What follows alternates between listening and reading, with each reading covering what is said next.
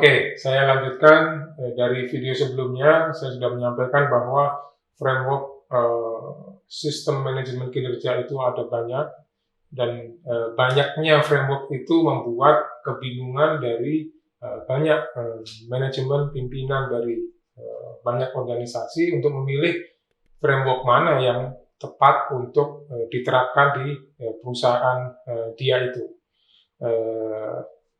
Pilihannya kan ada beberapa, ada si manajemen atau pimpinan dari organisasi itu bisa menggunakan salah satu atau menggunakan beberapa sekaligus karena bingung, pilih ambil semua.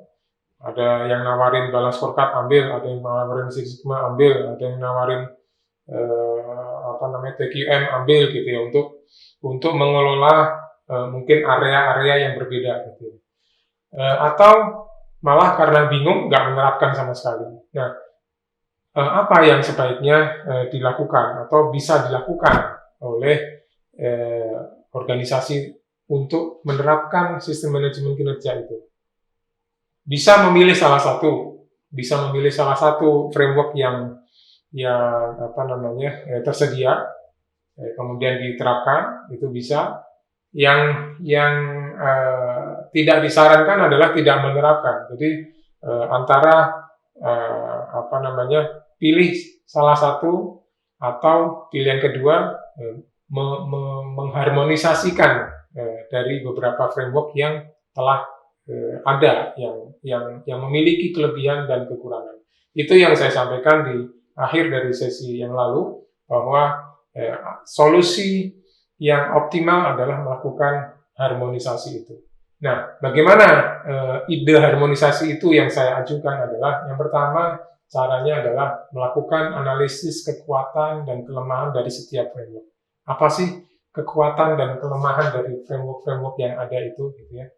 Kemudian langkah kedua, ketika kita sudah dapat kekuatan dan kelemahan dari framework-framework itu, kita kemudian analisis bagaimana menutup kelemahan itu dengan kekuatan dari framework yang lain. Jadi kelemahan framework yang satu ditutup dengan kekuatan dari framework yang lainnya gitu. Nah, kemudian dari situ mendesain harmonisasi frameworknya. Nah, yang akan saya ambil contoh pada video ini adalah dua framework besar dalam sistem manajemen kinerja, yaitu balance scorecard yang masuk di dalam kategori yang saya lihat bisa dilihat dalam video sebelumnya.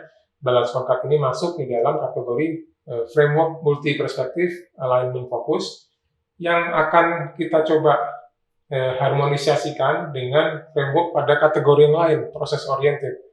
Pada video yang lalu saya sudah jelaskan apa bedanya proses oriented dengan yang multi perspektif.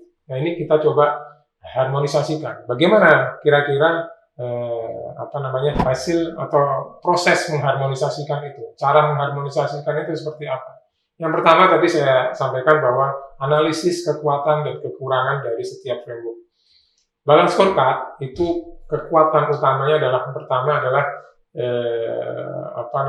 pada metode dia dalam penyelarasan strategi dengan aksinya. Jadi bagaimana melakukan alignment antara strategi dengan action melalui strategi map itu, tools yang disediakan pada framework balance scorecard ini. Kemudian kelebihan kedua adalah perspektifnya lebih lengkap. Kalau Six Sigma itu fokus pada proses, ini perspektifnya lebih lengkap. Jadi dia punya perspektif, 4 perspektif finansial, perspektif customer, perspektif internal proses, dan perspektif learning and growth. Jadi kelebihan kedua adalah perspektifnya lebih lengkap. Kemudian yang ketiga adalah pengendalian kinerjanya lebih mudah, karena balance scorecard ini punya media yang namanya scorecard itu, sehingga mudah untuk melakukan pengendalian kinerjanya. Sekarang Six Sigma, apa kelebihannya, apa kekuatannya? Six Sigma ini punya kekuatan bahwa framework ini fokus pada apa yang penting bagi pelanggan. Jadi benar-benar dia fokus menganalisa apa yang yang penting bagi pelanggan, baik pelanggan internal maupun pelanggan eksternal. Dia benar-benar kira-kira yang diharapkan oleh pelanggan dia itu apa. Itu fokus pada area-area itu. Kemudian kekuatan yang kedua adalah memperhatikan peluang terjadinya variasi pada proses. Jadi dia detail melihat proses, kemudian menganalisa ya, kemungkinan terjadinya variasi. Variasi itu perbedaan ya, antara proses yang satu dengan proses yang lain. Jadi kalau misalkan proses membuat lemari ya misalkan itu diharapkan prosesnya itu tidak ada variasi. Jadi supaya hasilnya sama. Supaya hasilnya memiliki kualitas yang sama, maka prosesnya juga harus sama. Gitu. Sigma itu sendiri kan sebuah simbol dalam statistik itu standar deviasi ya. Sehingga sangat di dalam framework Six Sigma ini sangat memperhatikan itu bagaimana memastikan peluang terjadinya variasi pada setiap proses itu sekecil mungkin. Di dalam Six Sigma itu disebutkan bahwa dalam 1 juta opportunity, dalam 1 juta proses itu hanya ada 3,4 yang berbeda. 3,4% 3,4 dari sejuta ya. 3,4 sejuta dari sejuta yang defect, yang tidak standar, atau 99,99997% itu adalah Six Sigma. Itu nanti akan ada ukurannya bagaimana mengukur kualitas dari performance dari organisasi itu. Kemudian yang ketiga adalah memperhatikan ukuran utama atau apa yang kritikal pada sebuah kinerja atau critical to quality atau CTQ. Jadi 3 ini adalah kekuatan utama dari Six Sigma. Kita lanjut, kita analisis weakness-nya atau mungkin lebih tepat pitfall-nya, jebakan-jebakan yang sering terjadi ketika seseorang atau sebuah organisasi menerapkan Six Sigma. Yang pertama adalah Six Sigma ini tidak melihat dari perspektif yang komprehensif, karena fokusnya pada perspektif proses dan pelanggan. Sementara tadi kalau lihat dalam scorecard kan ada finansial, ada proses, ada pelanggan, ada learning and growth. Kemudian yang kedua bahwa Six Sigma ini banyak melakukan analisis data, statistik, validasi kelengkapan data dan sebagainya, sangat analisa detail sehingga beresiko menghilangkan dia pada konteks yang lebih penting, itu objektif organisasi itu kemana. Terlalu fokus pada detail, analisa data, analisa statistik dan sebagainya, ini beresiko kehilangan konteks. Kemudian yang ketiga, Six Sigma ini ada peran-peran ya, posisi-posisi seperti green belt, black belt gitu. Itu orang yang ahli di dalam melakukan analisis, tapi dia bukan orang yang expert di dalam bisnis atau proses yang sedang mau diperbaiki itu. Jadi bisa jadi dia kehilangan konteks bisnisnya karena ahli dalam menghitung, menganalisa proses, statistik, analisa data, tapi sebenarnya dia bukan ahli dari bisnis itu. Nah ini kan bisa misleading.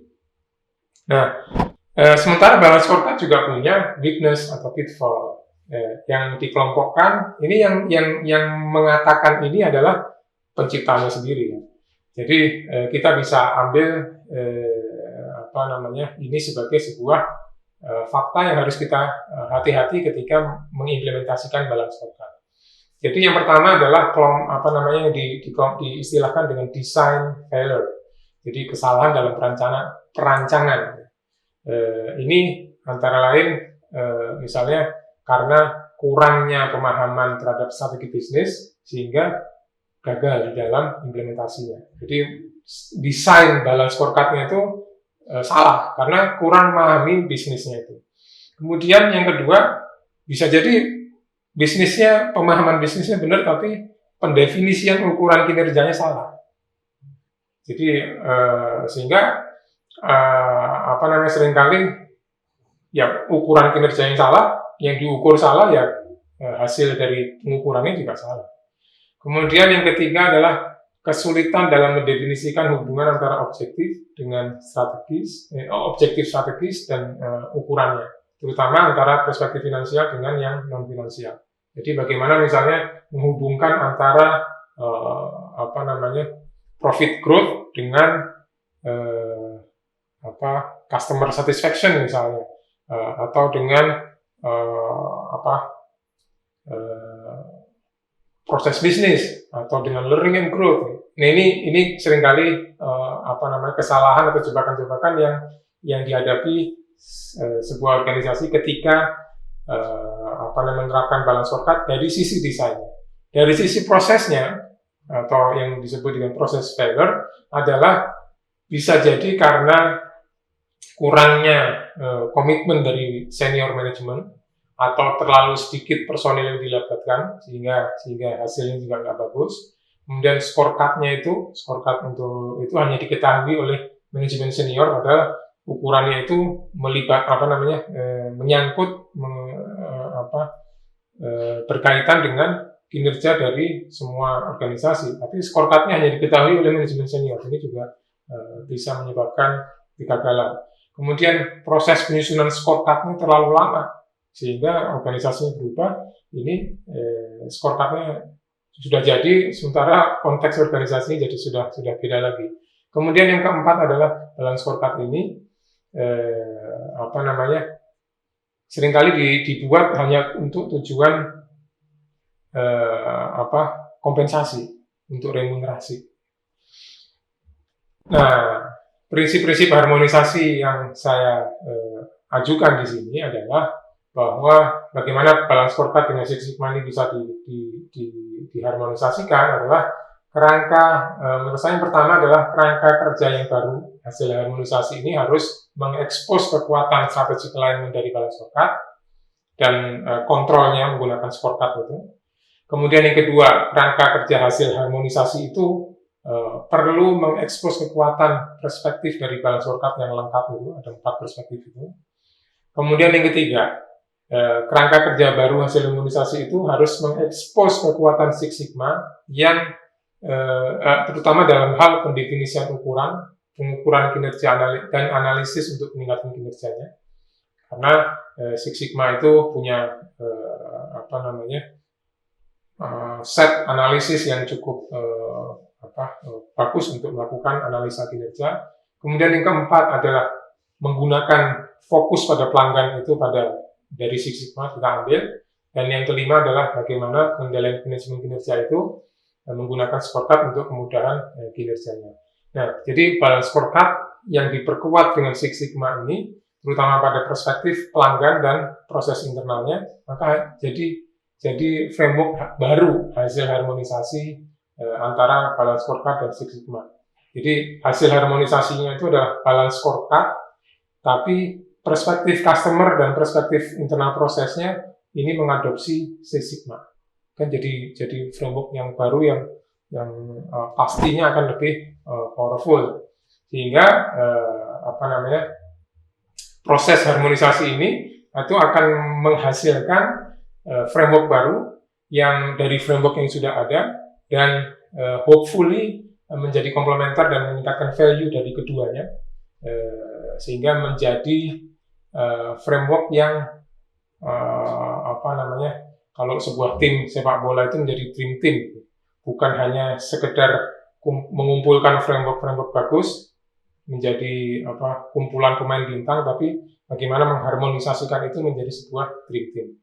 Itu contoh harmonisasi di dalam framework manajemen kinerja untuk balance scorecard dan Six Sigma.